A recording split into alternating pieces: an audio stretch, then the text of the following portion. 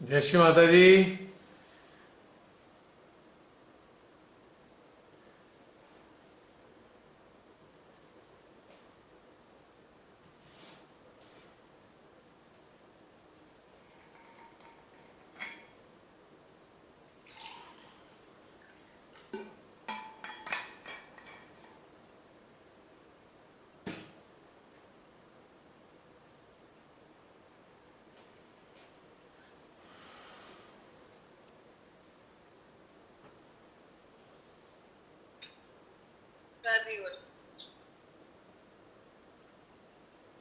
जय श्री माता जी। जय श्री माता जी भैया। हाँ जय जी। श्री माता जी जय श्री माता जी राकेश जी। भैया। आज के ध्यान के लिए शब्द नहीं है। Incredible, really incredible. और दूसरे, आप यकीन नहीं करेंगे, मैं पिछले 4-5 दिन से आपको कॉल करना चाह रहा था। एक प्रश्न था मन में। आपने हालांकि लुधियाना में शायद जवाब भी दिया था, लेकिन मैं भूल गया था कि हमारी जो स्थूल शरीर है उसमें और एस्ट्रल बॉडी में कौन सा एलिमेंट रहता है। स्थूल शरीर में तो 5 होते हैं और एस्ट्रल बॉडी में हमारा, अब जवाब मिल गया मेरे को, एयर एलिमेंट होता है सिर्फ। और अपने मतलब आप ये समझिए कि पीछे कभी मैंने एक सपना भी देखा था कि as if I am floating in the space. और वो फीलिंग आज मेरी इच्छा, सालों की इच्छा मेरी पूरी हुई है। जब भी मैं पक्षियों को उड़ते हुए देखता था मुझे लगता था if I could fly, really. और मैं आपको एक घटना और सुनाता हूँ, मेरे जीवन की नहीं है, वो किसी मेरे नोन आदमी है, उनकी एक जीवन की है। वो मतलब आध्यात्म में और उसमें पहाड़ों वहाड़ों में काफी रहते थे वो।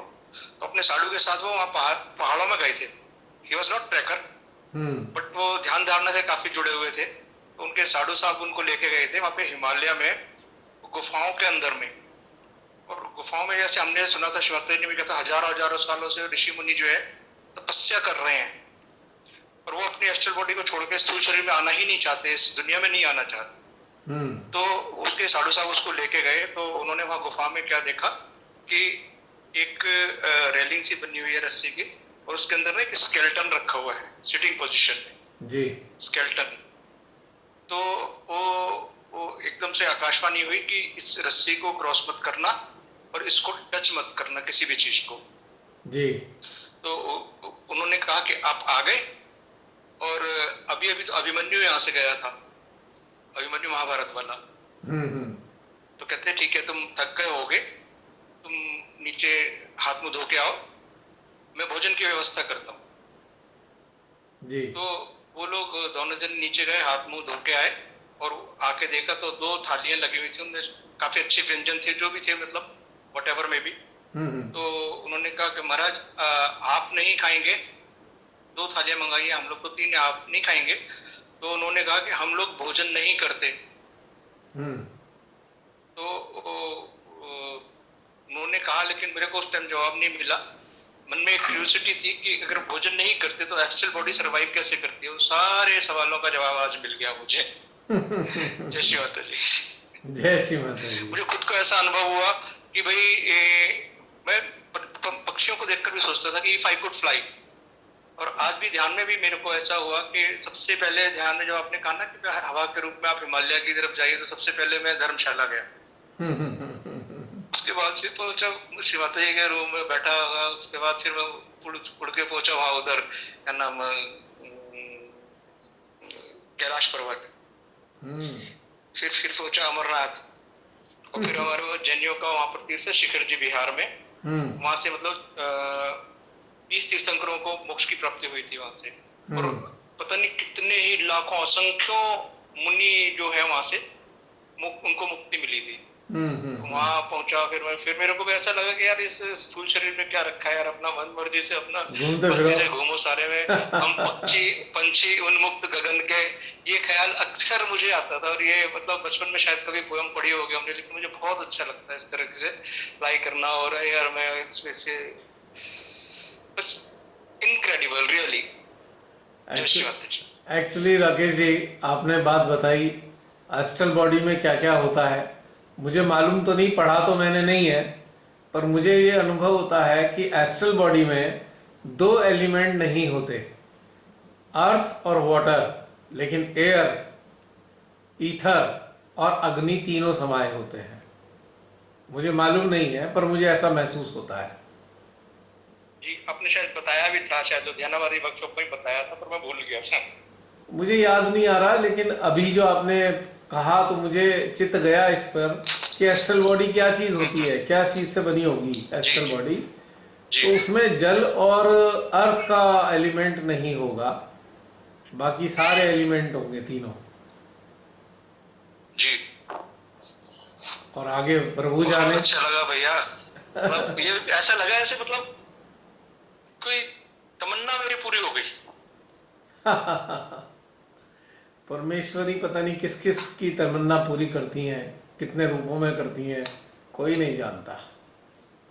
बस जी समय समय पे ऐसे ही एहसास होता रहता है। हाँ जी, और बताइए जसलीन। अच्छा, मुझे लगा कुछ कहने जा रहे हो।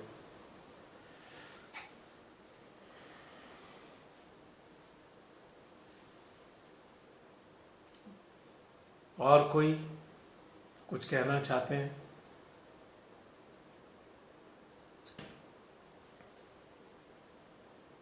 जय श्री माता जी भैया। जय श्री माता जी समुद्र प्राची को जी। जय श्री माता जी। जय श्री माता तो जी प्राची। बहुत बहुत बहुत सुंदर, बहुत अद्भुत यात्रा, बहुत आनंद आ रहा है, मजा आ गई। बहुत सुंदर लग रहा है। बड़ा मजा आया ऐसे ऐसे सूक्ष्म रूप से यात्रा करते हुए, और एकदम फ्लो फ्लो में हो रहा था। बहुत हर एक चीज फील हो रही थी, बड़ा मजा आ रहा था। तो आनंद में डूब गया आज पूरा। बहुत अच्छा लगा ये अवस्था, मतलब ये जो जो जो आखिरी में भी जो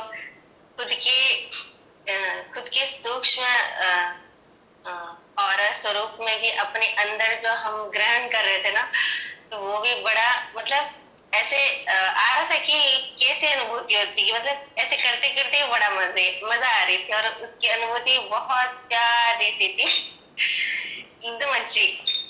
फिर मैंने ना ऐसे सोल से क्वेश्चन किया कि देख, मतलब ये चीजें घटित हो रही है, तो आंसर भी आया, हाँ हो रही है। बड़ा प्यारा अनुभव था। चलिए, तो बहुत अच्छी बात है, मजा आया।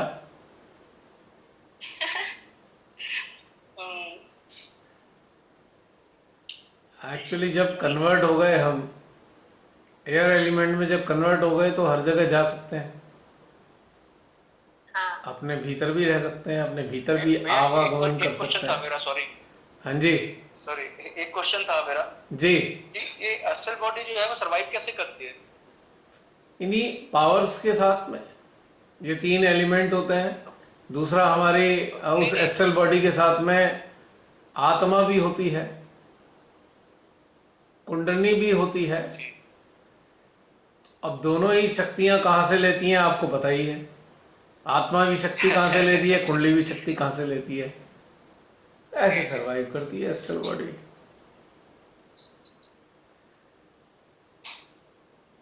और कहीं तक भी घूम सकती है। जी ये ऐसा एहसास होता है, बाकी सत्य क्या है वो तो प्रभु ही जाने, लेकिन मुझको जो एहसास होता है मैं तो वही बता रहा हूँ।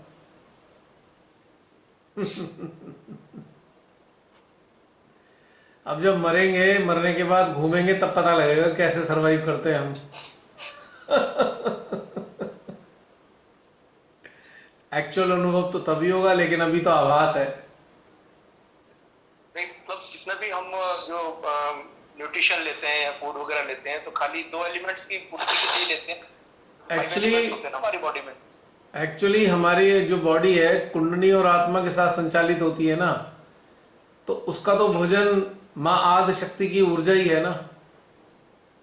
जी, उसे एलिमेंट्री लेवल पे तो कुछ चाहिए ही नहीं ना।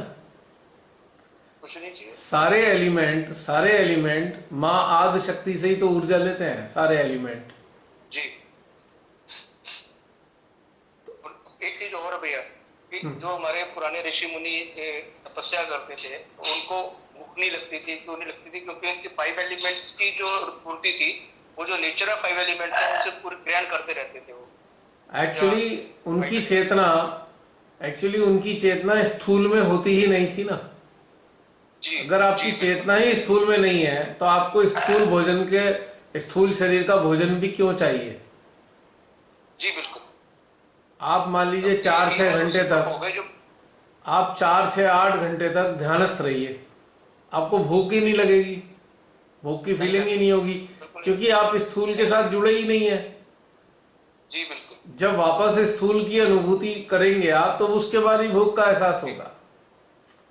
जी तो बिल्कुल। वो जो साधनारत साधु सन्यासी या त्यागी रहे होंगे तो कहीं ना कहीं उनकी चेतना ही स्थूलता के साथ नहीं होगी। जी जैसे मैंने अभी एग्जांपल दिया था उनका, उसमें उनकी चेतना थी नहीं, जो उन्होंने कहा था भाई हम लोग ये भोजन नहीं करते। हाँ वो चीज। वही तो जी मैं कह रहा हूँ कि जब स्थूलता ही नहीं है तो उसमें उसकी आवश्यकता भी नहीं है। जी अब अब ये जो 5 तत्वों से बना शरीर है, स्थूल रूप में जीवित भी है, तो कहीं ना कहीं किसी न किसी तरीके से उसकी पूर्ति हो ही रही होगी ना। जी प्राण वायु पर टिका होगा। अब आप देखिए कि जो लोग व्रत रखते हैं, बहुत से लोग अच्छे खासे व्रत रखते हैं, कुछ लोग तो शाम को खाते हैं, कुछ लोग ऐसे होते हैं कि बहुत ही ज्यादा सूक्ष्म भोजन लेते हैं, पर 9-10 दिन तक या 15 दिन तक वो सरवाइव करते हैं, कोई दिक्कत नहीं आती। आजकल भाई भैया आजकल जो जैनियों के हमारे व्रत चल रहे हैं, उसमें जो व्रत होते हैं उसमें क्या करते हैं कि 10 दिन तक तो पानी भी नहीं पीते। एक दिन छोड़ के एक दिन सिर्फ लौंग के पानी से कुल्ला करते हैं, जिससे कि मुंह में स्मेल ना आए। अच्छा जो वास्तव में करते हैं, बाकी जिसकी जितनी श्रद्धा होती है, जैसी इच्छा होती है, उस हिसाब से करते हैं। अच्छा, जल भी? कोई परेशानी नहीं होती। अच्छा, ये नहीं पता मुझे, जल भी ग्रहण नहीं करते, ये मुझे नहीं मालूम था। नहीं वो तो है ना, ये तो एक्सट्रीम है कि भाई एक दिन छोड़ के एक दिन लौंग के पानी से कुल्ला करते हैं। अदरवाइज क्या है कि एक टाइम पानी ले लिया, खाली पानी ले लिया, जैसे जिसकी शक्ति हो, जितना हो सके उतना कर पाते। वैसे कमाल की बात है, क्योंकि मुझे तो इतना पता था अगर कोई 7 दिन तक जल नहीं लेगा तो उसकी मृत्यु सुनिश्चित है। पर 7 दिन नहीं भैया, मैंने 7 दिन का पता था कि 7 दिन तक कोई पानी ना पी पाए तो उसका शरीर में से उसका कांड हो जाता है उसके शरीर का। 15 दिन तक भोजन। बल्कि मैं तो आपको बताऊं भैया, हमारी भाभी है, वो टीचिंग का जॉब करती थी उस टाइम, और 10 दिन इसी तरीके से रहती थी। अच्छा। एक टाइम पानी पीती थी ओह। पूरा सारे काम करते हुए। ये नहीं कि रहता तो अपना बैठे हैं कहीं पे, लेटे हैं, आराम करना। अच्छा, वो सारी शक्ति आ जाती है जी अंदर से अपने आप। वो शक्ति, वही डिवाइन एनर्जी मिलती है। देखिए, जी बिल्कुल। जिनकी कुंडली नहीं जागी उनको विशुद्धि चक्र से ऊर्जा मिल जाती है, और कुंडली जागने के बाद तो समस्त ऊर्जाएं मिलती हैं, हर प्रकार की ऊर्जा मिलती है। जी बिल्कुल। अब एक इसमें चीज सामने आती है आपकी बातों से। मेरा भी अंदर भीतर में गया, चेतना में चित्त गया भीतर में, तो मुझे अंदर से ये महसूस हुआ कि जब तक शरीर में हमारी आत्मा स्थित है तब तक शरीर की मृत्यु नहीं हो सकती। अब आत्मा की मर्जी है वो कितने दिन तक रहे। तो यदि आत्मा की मर्जी है कि अभी शरीर की मृत्यु नहीं होने देने की, तो वो हो सकता है 1 साल, 2 साल, 4 साल भी जीवित रहे बिना भोजन के। आत्मा अपनी ऊर्जा लेती रहती है और आत्मा ही ऊर्जा शरीर को देती है, भले ही भोजन ना मिले शरीर को, क्योंकि आत्मा जो भोजन ग्रहण करती है वो तो विशुद्ध चैतन्य का ही भोजन है ना। और जब चैतन्य सारे शरीर को आडोलित करने लगेगा तो भी चैतन्य शरीर भी इस स्थिति में आ जाएगा। शरीर के जो सारे सेल हैं, जो इसके रोम छिद्र हैं, सेल पे सारे देवी देवता हैं, उस चैतन्य से सारे देवी देवता जागृत होंगे। तो वो भला क्यों शरीर को मरने देंगे यदि आत्मा की इच्छा नहीं है तो, क्योंकि हमारे शरीर की मालिक तो आत्मा है। बिल्कुल बिल्कुल। माँ आदि शक्ति ने शरीर का निर्माण किया, और आत्मा को मालिक बनाकर इसमें भेज दिया कि ये घर तुम्हारा है, तुम्हारा जब तक दिल जी। करे रहो इसमें।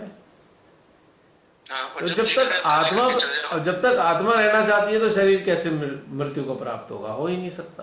नहीं हो सकता।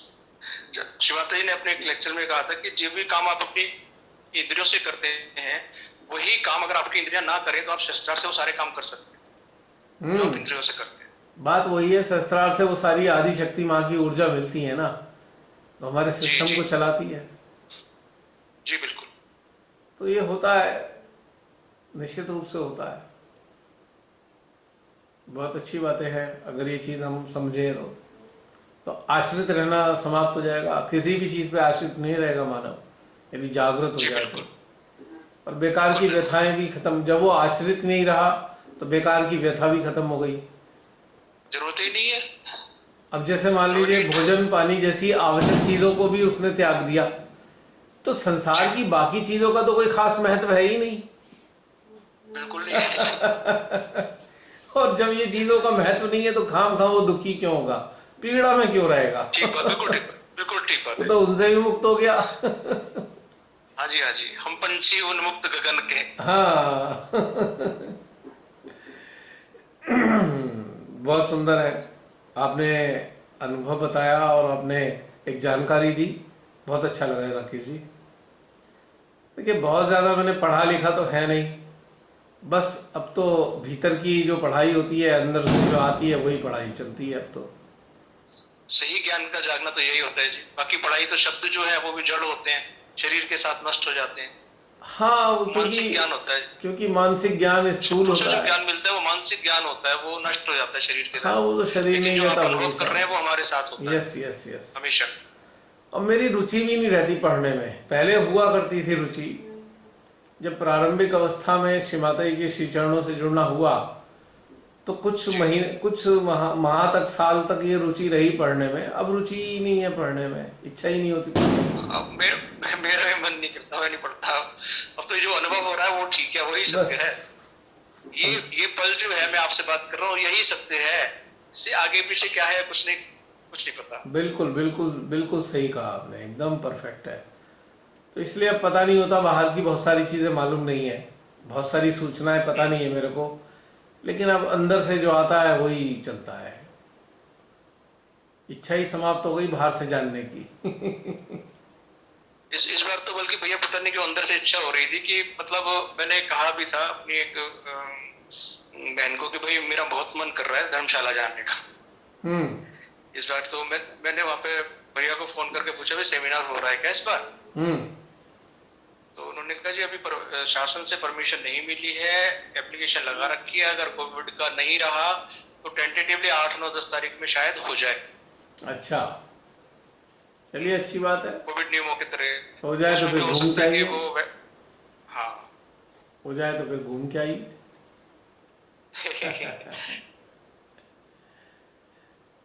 बस अंदर से इच्छा हो रही थी तो आज अब पूरी हो गई, हो गया हम। हाँ हाँ बिल्कुल बिल्कुल, चेतना के स्तर पे तो जा ही सकते हैं हम कहीं भी। जी बिल्कुल बिल्कुल।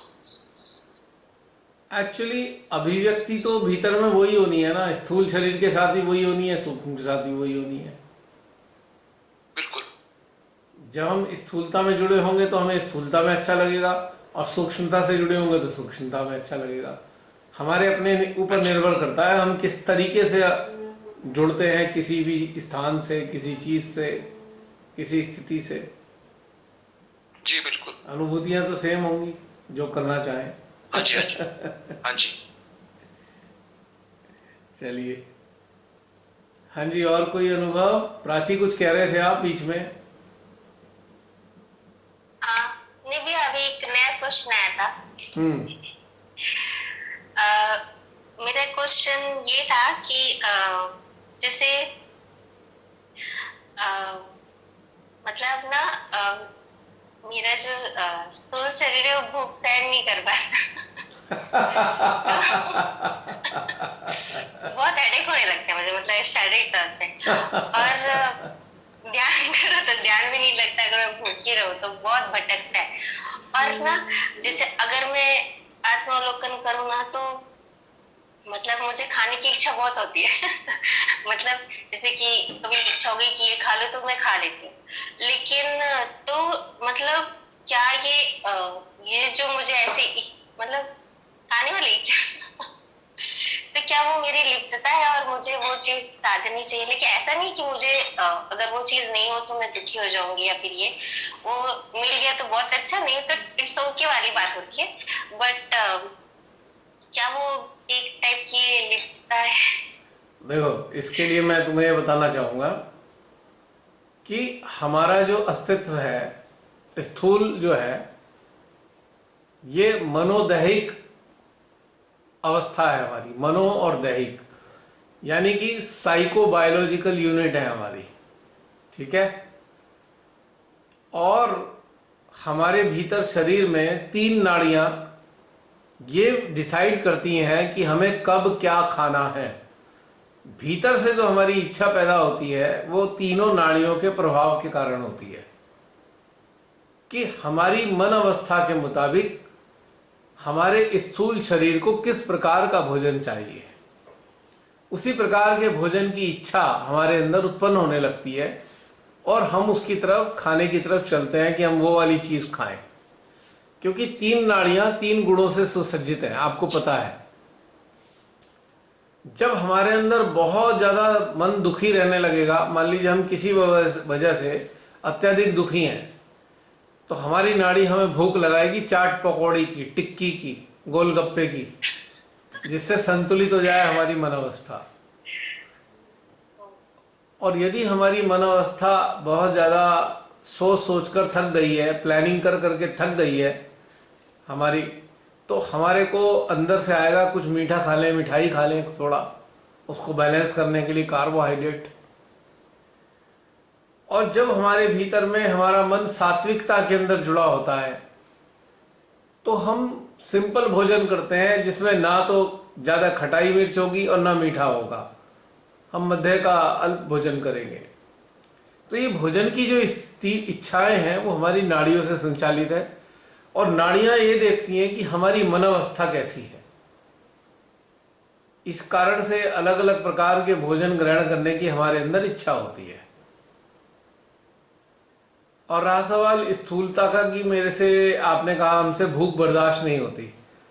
भूख बर्दाश्त तब तक नहीं होगी जब तक आपकी चेतना मात्र शरीर के साथ जुड़ी है।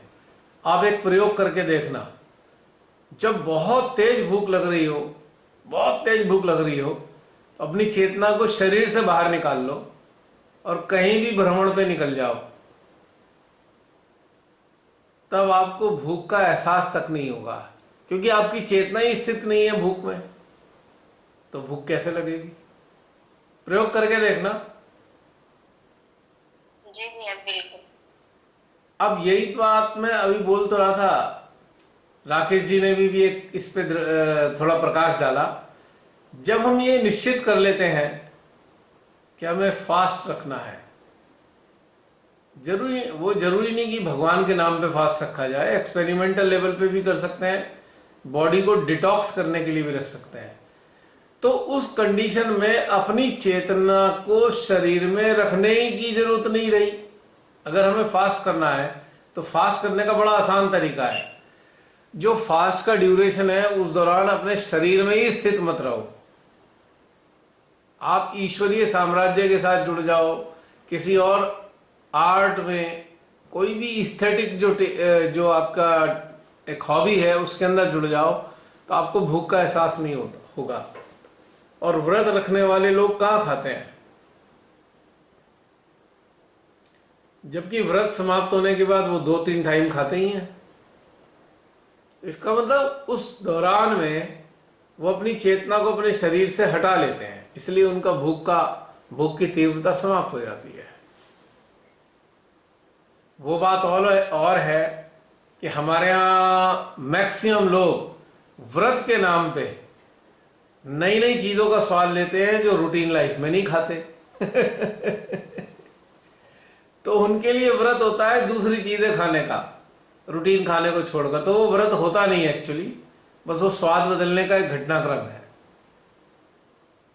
जैसे कूटू की पकौड़ियाँ खाएंगे आलू दही खाएंगे जो रूटीन में नहीं खाते हैं, और भी चीजें अच्छी अच्छी जो जो आम जीवन में नहीं खाते वो व्रत में खा लेते हैं, वो एक अलग मैटर है। लेकिन यदि आप चाहें तो ऐसा प्रयोग करके देखना प्राची, आपको हैरानी होगी कि वाकई भूख नहीं लगती। अब एक मुझे बात, देखना है भैया, मुझे ये चीज साधनी भी है मतलब। इस भूख के लिए एक उदाहरण और दूंगा, वो थोड़ा सा नकारात्मक उदाहरण है। मान लीजिए किसी प्रियजन की मृत्यु हो जाती है, अचानक से किसी प्रियजन की मृत्यु हो जाती है, तो आप देखते हैं कि भूख प्यास लगनी एकदम बंद हो जाती है, क्योंकि हमारी चेतना दुख में चली गई, शरीर के साथ नहीं, वो दुख के साथ है। तो जब चेतना ही शरीर के साथ नहीं रही तो भूख प्यास लगनी बंद हो जाती है। एक दो दिन तक तो खा ही नहीं पाता इंसान ढंग से।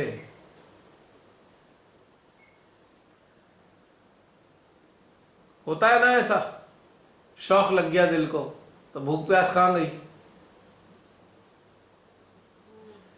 अब एक तो शौक लगा दुख के कारण, और एक जो है जो हॉबी या प्रेम प्रभु के साथ हमारा इतना प्रगाढ़ हो गया कि उस प्रभु के साथ प्रेम प्रगाढ़ होने के कारण भूख प्यास समाप्त हो गई।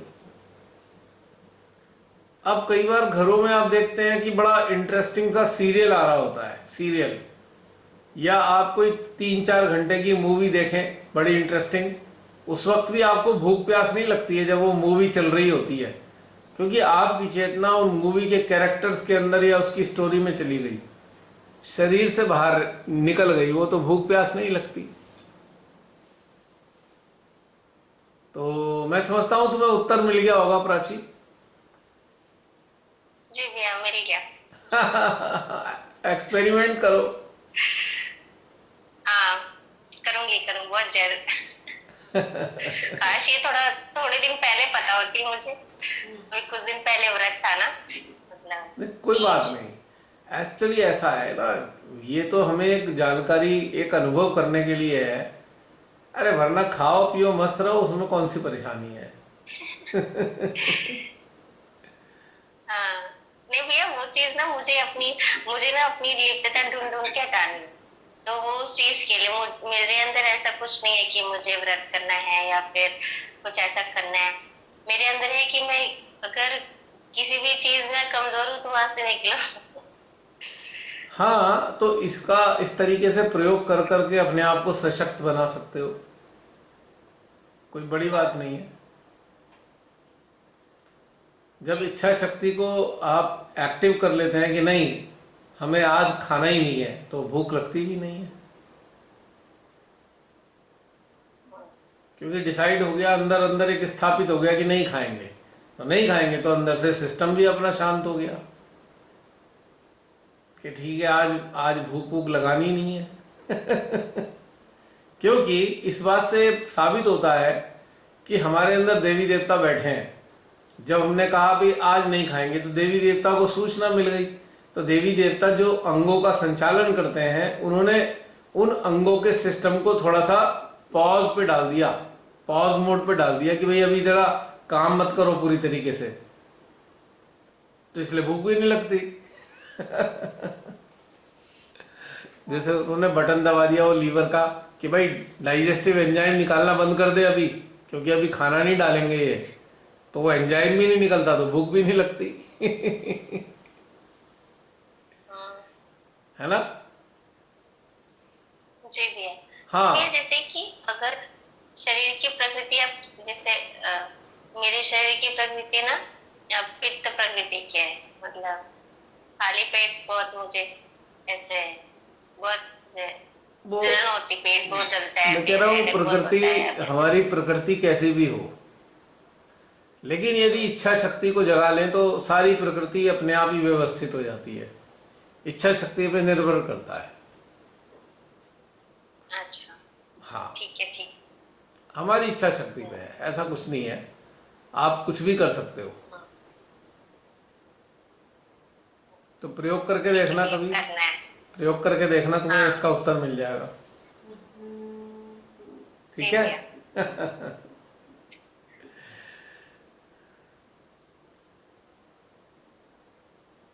हाँ जी, और कोई बताइए।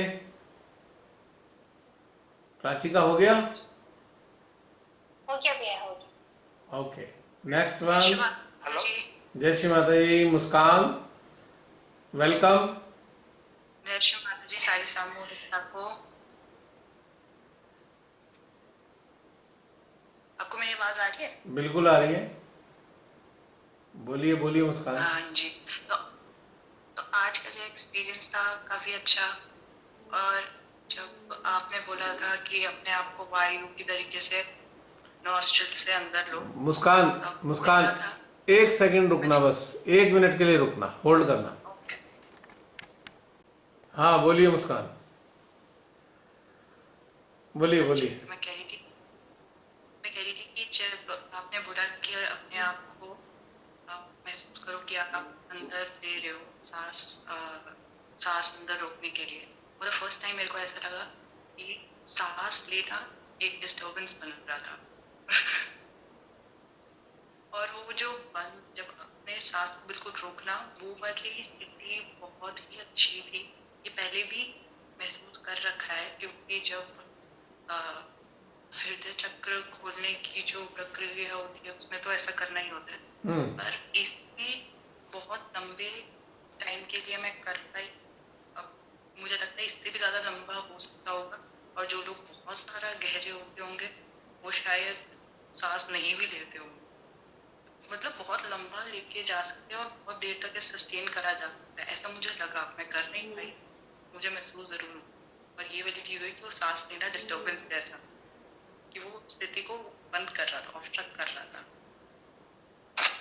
बहुत बड़ी मजेदार बात की है ये तुमने, मेरा मेन एक्सपीरियंस। बहुत मजेदार बात की है। हाँ जी, एक्चुअली ये मेरा जीवन के लिए, स्थूल ये शरीर मेरा के लिए तो main सांस चाहिए ना, experience स्थूल शरीर के लिए तो सांस चाहिए। जब हम अपनी सूक्ष्मता में स्थित हैं था। हाँ जी, और हमारी पूरी चेतना सूक्ष्मता के साथ एकाकार हो गई है, तो सूक्ष्मता का जो अस्तित्व है, जिसे हमारे अंदर जो मौजूद है, वो सारी शक्ति तो ईश्वर से लेता रहता है ना। तो इसलिए कुछ देर तक आपको सांस, आप लंबा सा रोक भी लेते हैं तो कोई फर्क नहीं पड़ता इस चीज के लिए। वैसे तो प्राणायाम के द्वारा लंबा अभ्यास किया जा सकता है, लेकिन वो सतही स्तर पे होता है अभ्यास, वो मात्र सांस रोकने का अभ्यास होता है। लेकिन यहाँ पे हम मात्र सांस नहीं रोक रहे थे, बल्कि हम स्वयं को, जो वायु के रूप में हम स्वयं अपने स्वयं के भीतर गए हैं, हम उस पर फोकस कर रहे थे। तो इसमें हमारा प्रयोजन दूसरा था, इसलिए हमारी स्थूल शरीर से इसका कोई लेना देना नहीं रहा, हाँ जी, क्योंकि हमने अपने स्वयं के ऊपर फोकस किया है, स्थूल शरीर पे कोई फोकस नहीं किया। प्राणायाम जो घटनाक्रम होता है वो स्थूल शरीर का है, लेकिन ये जो अभी प्रक्रिया से हम गुजरे, वो हम स्थूल शरीर से हट कर रहे थे। We are not involve in our gross body. बस सुविधा के लिए हमने बोला था। हृदय चक्र को खोलने की प्रक्रिया होती है, जो हाँ, हृदय चक्र को खोलने वाली प्रक्रिया होती है, क्या वो प्राणायाम में काउंट करा जाता है? यस, वो प्राणायाम ही है एक प्रकार का। लेकिन यहाँ पे एक प्लस पॉइंट ये होता है कि हम खाली से प्राणायाम नहीं कहते, क्योंकि यहाँ पर हम लोग शस्त्रार से जागृत हुए हुए हैं, यानी कि शस्त्रार खुले हैं। आत्म साक्षात्कारी जो मानव होता है, अभ्यासी, यदि वो इस प्रकार से प्रयोग करता है तो हृदय खुल जाता है। लेकिन जो कनेक्टेड नहीं है, जो आत्म साक्षात्कारी नहीं है, अगर वो ये कार्य करेंगे तो उनके हृदय चक्र को लाभ तो होगा, हृदय चक्र से संबंधित गुण भी प्राप्त होंगे, पर वैसी स्थिति नहीं आ पाएगी जो आत्म साक्षात्कारी की होती है। जो कनेक्टेड पर्सन रहे होते हैं उनको ज्यादा बेनिफिट मिलता है इस चीज का, उनका हृदय चक्र खुल जाता है। क्योंकि हृदय चक्र को खोलने के लिए मां आदि शक्ति की शक्ति चाहिए। जो अनरियलाइज्ड पर्सन है, जो अभी तक रियलाइज नहीं हुए हैं, तो उनको तो आदि शक्ति का कनेक्शन है ही नहीं उनके पास। तो आदि शक्ति के कनेक्शन के बगैर हृदय चक्र नहीं खुलता। लेकिन प्राणायाम से हृदय के अन्य लाभ जरूर हो जाते हैं। जो कि हृदय चक्र हमारे हृदय से संबंधित अंगों का संचालन करता है, तो दिल वगैरह की स्थिति में लाभ होता है, दिल को लाभ होता है, सेल्फ कॉन्फिडेंस बढ़ने लगता है। और हृदय चक्र कुछ ऊर्जा तो बनाता ही है ना, शक्ति देता ही है ना, एंटीबॉडीज बढ़ने लगते हैं। चक्र चल जाएगा, लेकिन हृदय चक्र चलना और हृदय का खुलना दो अलग अलग पहलू हो गए हैं। खुलने का मतलब तो ये होता है कि जैसे कि एक आपका घर है, आपने घर के अंदर जो है काम कर रहे हो, लगातार घर के अंदर काम चल रहा है, लेकिन घर का मेन गेट बंद है और आप घर के मालिक हो। यदि कोई घर पे आना चाहता है, आपको फोन करेगा, तब जाकर घर में काम तो चल ही रहा है, लेकिन आप गेट पर आकर दरवाजा खोलोगे और उसे अंदर आने दोगे, उसे कहेंगे हम घर का खुलना। बंद घर में काम होना, जो घर की व्यवस्थाएं होती है उसको पूरा करने के लिए आप काम चलाते हो ना घर के अंदर, लेकिन घर का खुलने का मतलब है मेन डोर का खुलना, जिससे कोई बाहर से आ जाए। तो मेन डोर जो खोलता है वो सहस्त्रार चक्र की शक्ति ही खोलती है मेन डोर, या ये कहें हृदय के देवता को जगाती है, माँ जगदम्बा को जगाती है, माँ आदि शक्ति। तो आम हालात में जो लोग प्राणायाम करते हैं उनका हृदय चक्र से संबंधित लाभ होने लगते हैं, जिसके कारण अंगों में फायदा मिलता है। हृदय से जुड़े जितने अंग हैं उनको लाभ मिलना शुरू हो जाता है, लेकिन मां जगदम्बा जागृत नहीं होती, ऐसा कह सकते हैं हम। पॉइंट समझ में आ गया? पॉइंट क्लियर हो गया है मुस्कान? हाँ जी।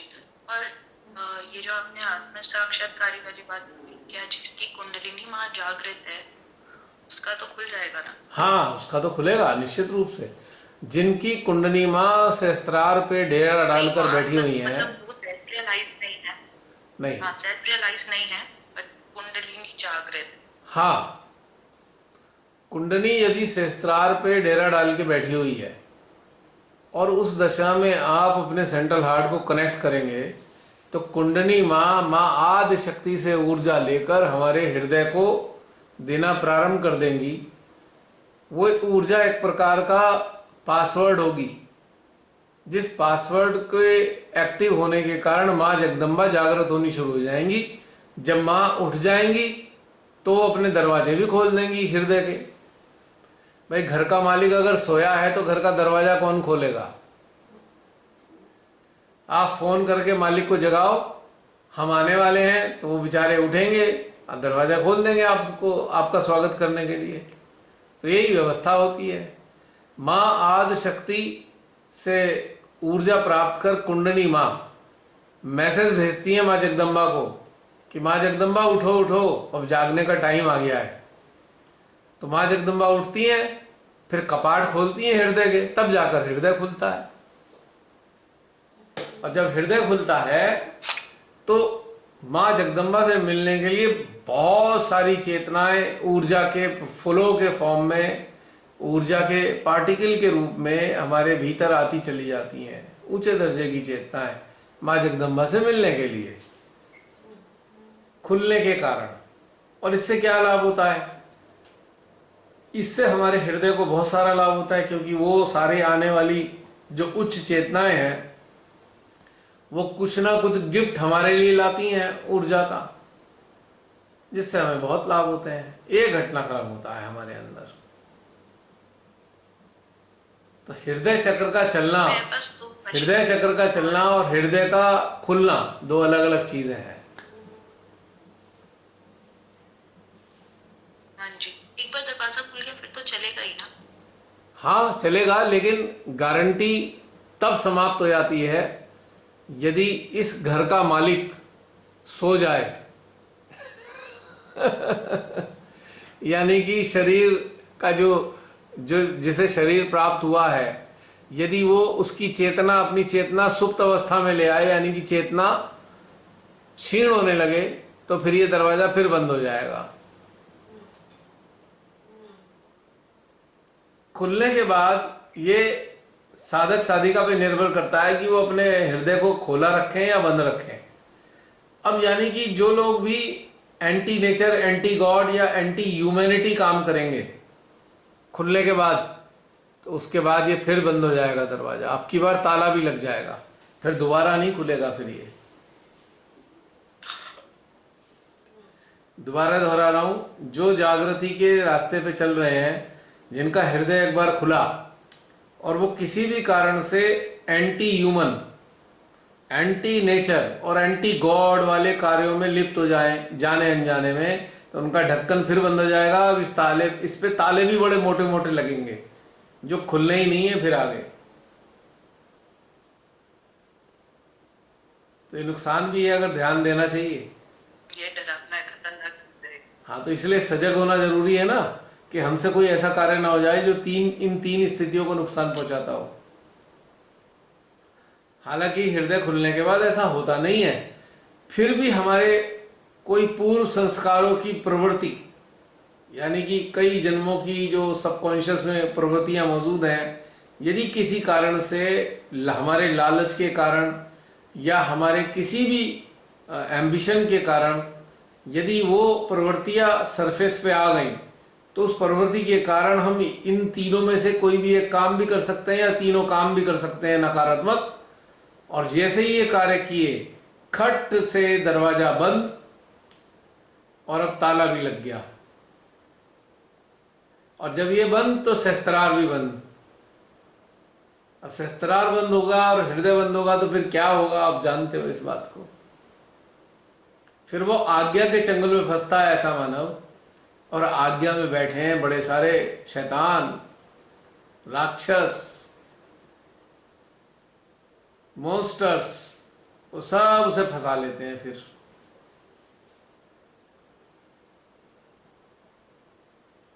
तो ये है गड़बड़। तो इसमें सचेत रहने की जरूरत है। लापरवाही से ये बंद हो सकता है। बहुत सारे सहजी मेरे संपर्क में ऐसे हैं जिनके अच्छे खासे हृदय खुले और उन्होंने अपनी प्रवृत्तियों के कारण उन्हें खुद ही बंद कर लिए, अब वो खुल भी नहीं सकते। बहुत सारे ऐसे सहजी हैं मेरे सामने, वो गए काम से, बस उनके लिए प्रार्थना ही कर सकते हैं, लेकिन मुश्किल है खुलना दोबारा। क्योंकि साधक साधिका ने बड़ी मेहनत से, माँ आदि शक्ति ने उनका दरवाजा तो खोला, लेकिन साधक साधिका ने अपनी कुप्रवृत्तियों के कारण खुद ही उसको स्वेच्छा से बंद किया है। तो अब कौन खोलेगा, स्वेच्छा से ही बंद कर दिया ना।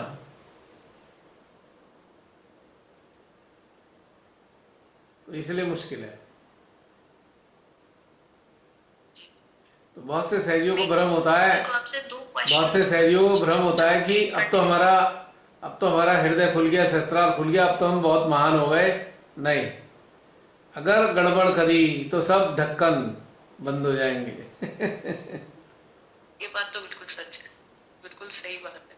हाँ, अभी जहाँ पे भी है, जरूरी नहीं है कि ये स्टेबल है ना। वो मुझे नहीं वो स्टेज पता कि किस पे आप पहुंचोगे कि अब स्टेबल है, वो कौन सी स्टेज है। लेकिन एक अवस्था ऐसी है जहां पे पहुंचने के बाद फिर नीचे गिरता नहीं इंसान, वो है मुक्त अवस्था। यदि आपकी चेतना में मुक्ति स्थापित हो गई है तो बस फिर वहां से नीचे नहीं आओगे।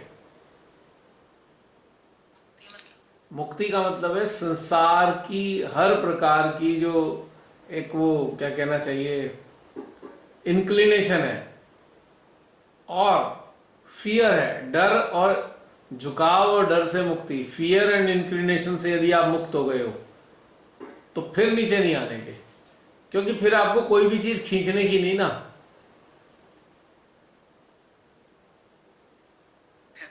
इस स्थिति में आने के बाद नीचे आने की, इस स्थिति में आने के बाद फिर नीचे नहीं आता मानव। ऐसी स्थिति में कम ही लोग स्थापित होते हैं, बहुत कम लोग स्थापित होते हैं। ज्यादातर लोग तो धड़ाम से गिरते हैं अपनी प्रवृत्तियों के कारण और अपने हृदय के ताले बंद करवा देते हैं, ताला भी लगवा देते हैं। और शस्त्रारी बंद हो जाता है, वो आज्ञा में ही पड़े रहते हैं। उनकी बातों से आपको समझ में आ जाएगा ये फंस गए आज्ञा में बहुत बुरी तरीके से।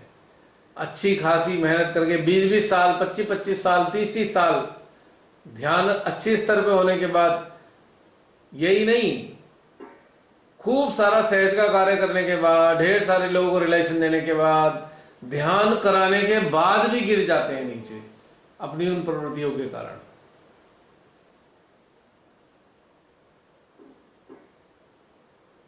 ध्यान कराने के बाद भी।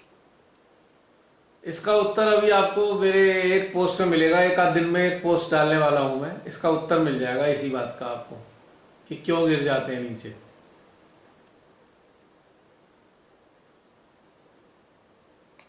मेरी एक पोस्ट है, अभी कंप्लीट हो जाएगी एक आध दिन में, उसमें उत्तर मिल जाएगा आपको।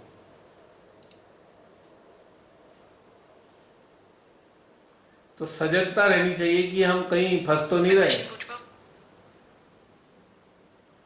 हाँ बताओ मुस्कान, बोलो बोलो तो कुछ। मैंने सोचा कि अपने चित्त के थ्रू कुंडलिनी वहाँ पे, मतलब जैसे आप कहते हो ना कि एटलीस्ट 2 या मे बी 5 लोगों की कुंडलिनी माँ अपने चित्त से करनी चाहिए। आपकी कुंडलिनी माँ के लिए अच्छा होता है, पावरफुल होती है आपकी माँ। तो जैसे आज शाम को मैंने कोशिश करी, कई लोगों का ऐसा मेरे को एक्सपीरियंस आया, कई लोगों का तो बहुत जल्दी होता है, और उनमें से एक था जहाँ जिस पे मुझे लेफ्ट प्रदेशान पे फील हुआ, ठीक है, और लोगों के भी कई और चक्र में फील हुआ, पर वही ऊर्जा दो ठीक है। पर उस एक पर्सन का ऐसे था, वो होने के बावजूद इवन आगे वाले टाइम तक भी चला, वो नहीं हटा।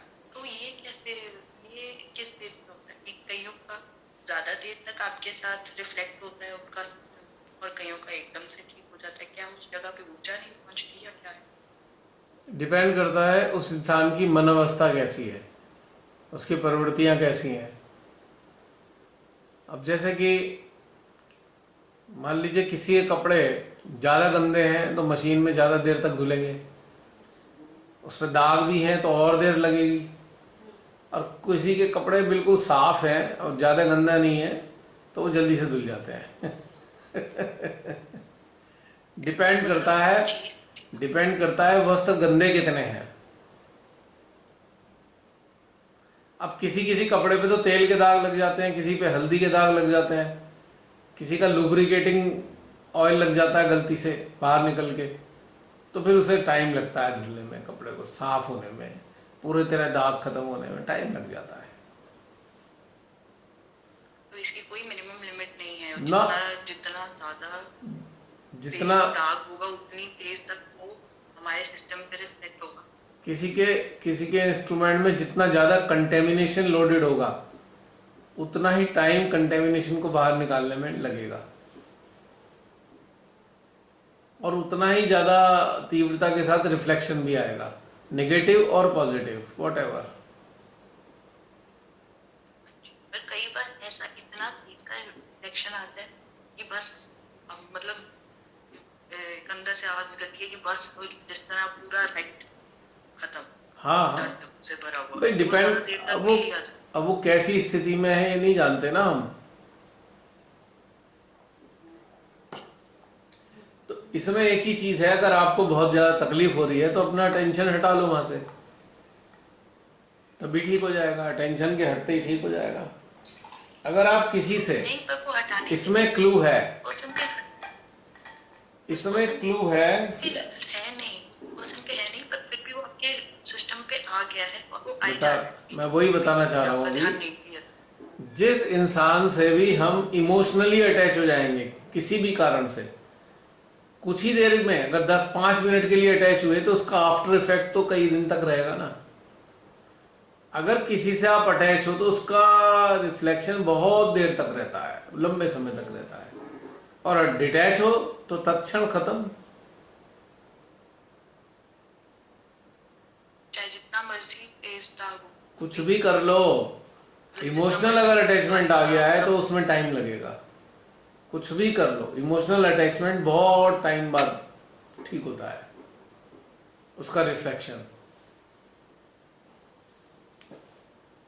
तो इसीलिए तो किसी से भी प्रेम रखना चाहिए, अटैचमेंट नहीं रखना चाहिए।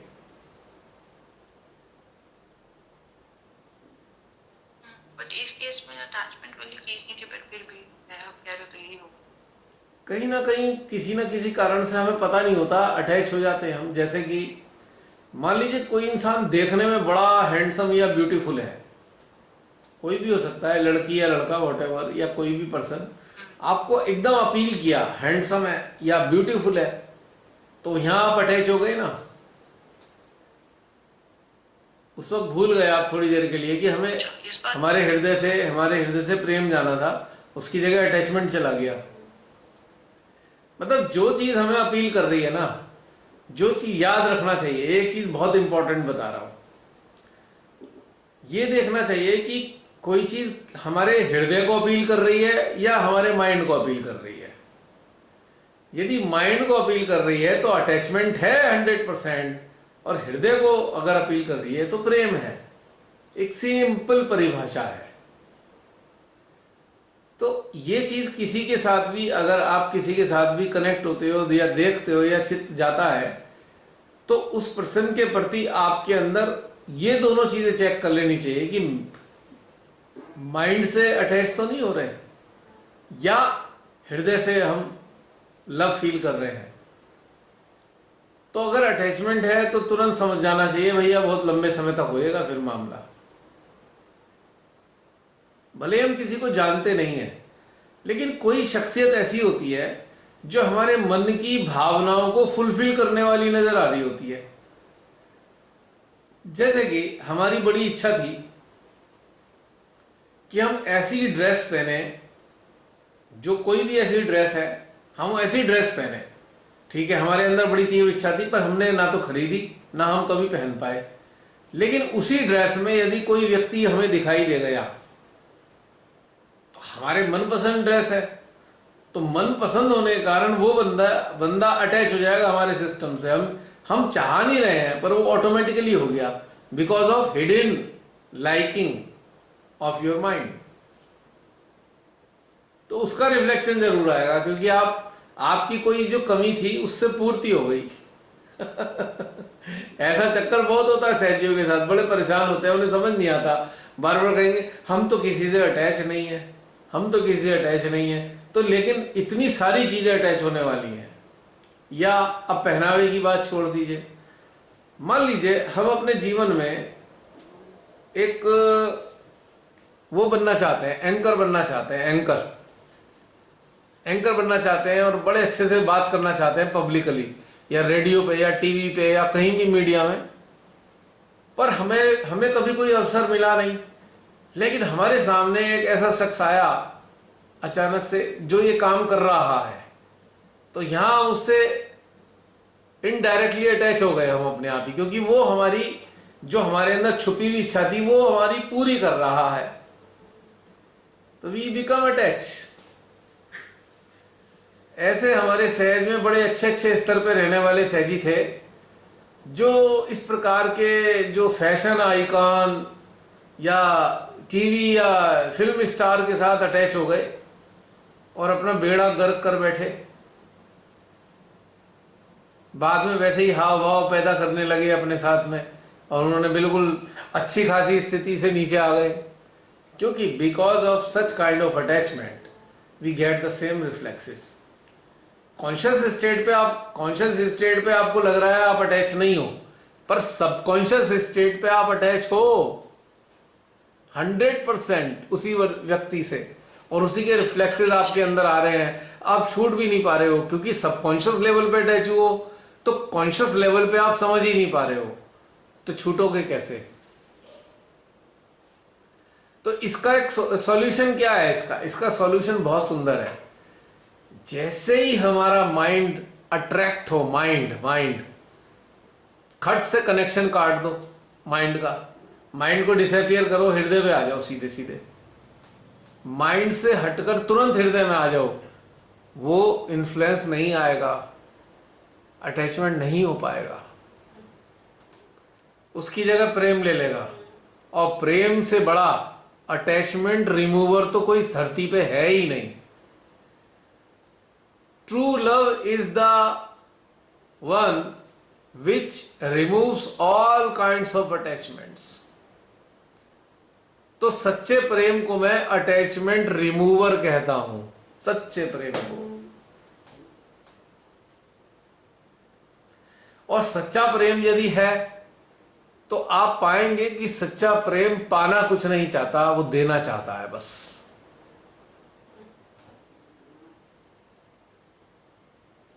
इसलिए हम सच्चे प्रेम में यदि डूबेंगे तो हमारे को मेडिटेशन में, स्पिरिचुअल लाइफ में उन्नत होने में कोई रोक नहीं सकता। लास्ट लेवल तक जाएंगे अगर सच्चे प्रेम में डूबे होंगे। और यदि अटैच हो गए तो बार बार लटकते पटकते अपना चलते फिरते रहेंगे। अटैचमेंट का मतलब है इतने पाँव में लोहे की बड़ी बड़ी बेड़ियां डाल ली हो भारी भारी और चलना पड़ रहा हो। अब बहने सहजियों को देखा कि बड़े अच्छे काम करने वाले सहजी किसी भजन गायक से प्रभावित हो गए। बहुत सुंदर भजन गाने वाला है, एकदम प्रभावित हो गए और सोचा हम भी भजन गाएं। अब भजन गाने शुरू कर दिया। बस इसी चक्कर में लग के रह गए कि जब भी मौका लगे माइक पे, स्टेज पे खड़े हो जाएं भजन गाने के लिए। अटैच हो गए, आ गए नीचे।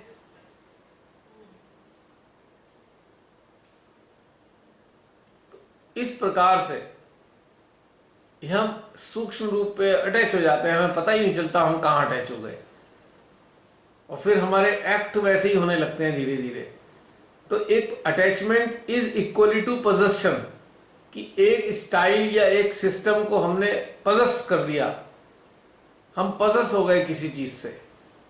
ये भी एक प्रकार का पोजेशन है अटैचमेंट।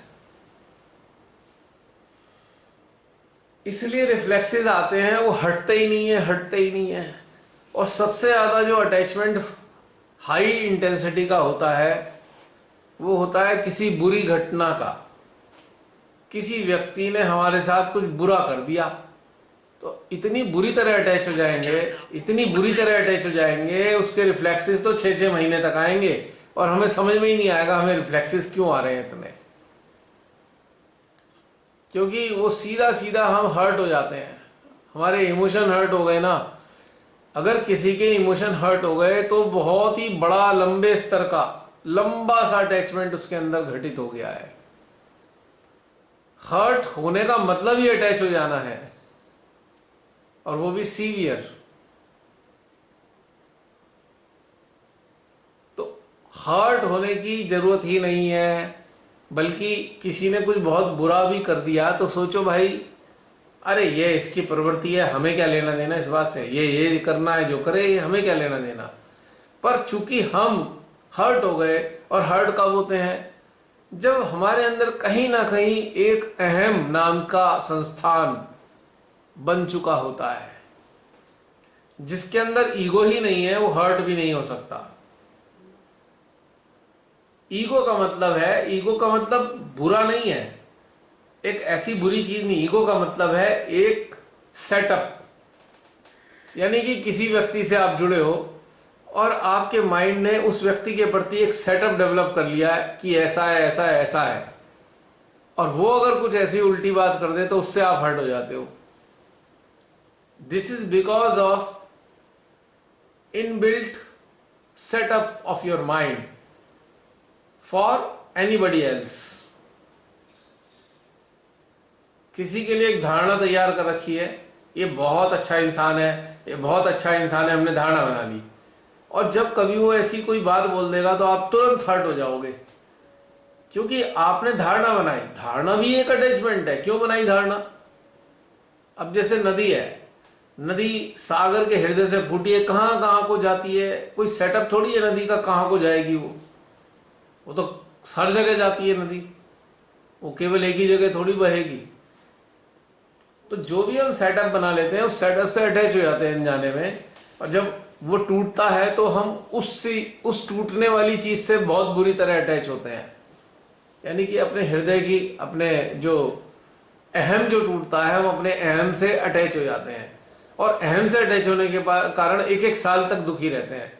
इसी ने हमें ऐसा किया था, हमें ऐसा किया था, हमें ऐसा किया था। ये वाला अटैचमेंट बड़ा सीवियर होता है। यस, अच्छी चीजों की मतलब बाहर की चीजों से ज्यादा भयानक अटैचमेंट खराब घटनाएं, खराब बातों से होता है, और उसके कारण भी बड़े भयंकर रिफ्लेक्सेस आते हैं। और ये रिफ्लेक्सेस हमारे खुद के होते हैं। हम सोचते हैं दूसरे के आ रहे हैं, लेकिन वो हमारे खुद के हैं।